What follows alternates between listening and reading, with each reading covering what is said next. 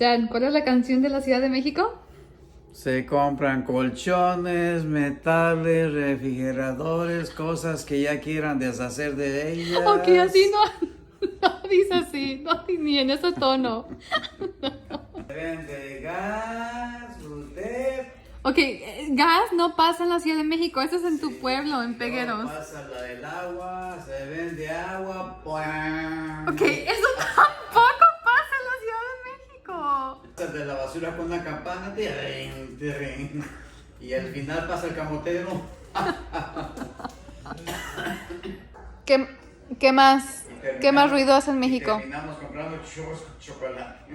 ¿Y luego qué? Terminamos comprando churros con chocolate. La vida en México.